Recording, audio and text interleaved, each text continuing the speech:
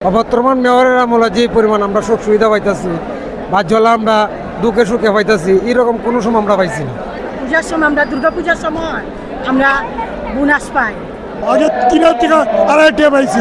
আমরা যাইতে 5,000 ডুবাইতে 5,000 আর আমরা সুন্দর আছি, আমরা ভালো আছি। এখন তারেক সাহেব আমরা যে বোনাস দেওয়া যাইতে আছে না নি, এই বোনাস আমরা মানি মিউনিসিপালিটির থাইকা সিটি কর্পোরেশন হয়েছে, কিন্তু আমরা এই বোনাস কোনো দিন পাই নাই।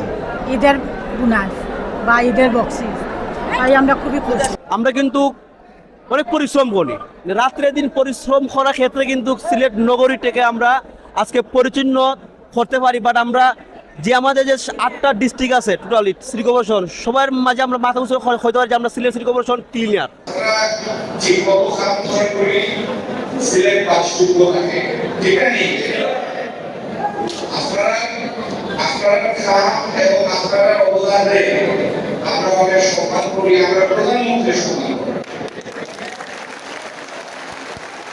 চেয়ারটা পাওয়ার পরে মনে করুন আমরা যদি যেমন 8টার থেকে 4টা পর্যন্ত টাইম 5টা পর্যন্ত বা 6টা পর্যন্ত করলে আমরা শরীর এই পরিশ্রমটা লাগে না।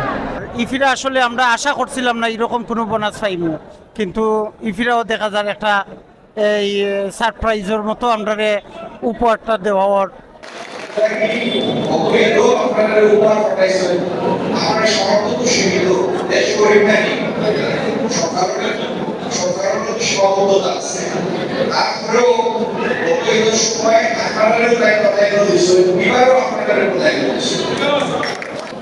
প্রধানমন্ত্রী আপনাদেরকে এই অনুদান দিয়েছেন, সেই অনুদানের সাথে আমাদের নিজস্ব তহবিল থেকে আমরা একটি অংশ এখানে গেট পলিসি করে সকলেই যাতে সুন্দরভাবে করতে পারেন, বিশেষ করে এই বিভাগের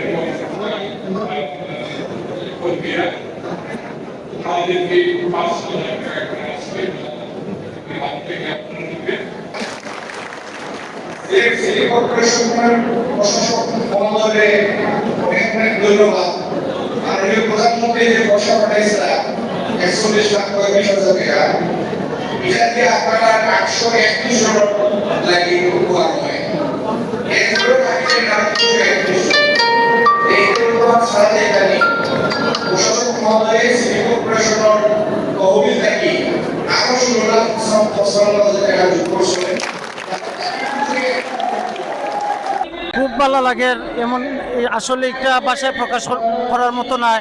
আমাদের তো বেতনটা তো সীমিত, যার কারণে এরকম ইট বেতন দিয়ে আমরা অনেক সময় খাবার দেয় না, আমরা ফ্যামিলি চালানি। তো সামান্য হইলেও আমরা মোটামুটি একটু স্বাচ্ছন্দ্যে আমরা ঈদ উদযাপন করতাম পারবো। অবশ্যই প্রধানমন্ত্রী ধন্যবাদ পাওয়ার যোগ্য তিনি, আর আশা রাখি আমরা ভবিষ্যতে এইরকম অনুদানটা আরো বাড়বো, আর আমরা প্রতি বছর আমরা এটা পাইব। এবং তার লাগে আমরা দোয়া করি এইভাবে আমরা প্রতি বছর যেন তাই আমরা দেন জন্য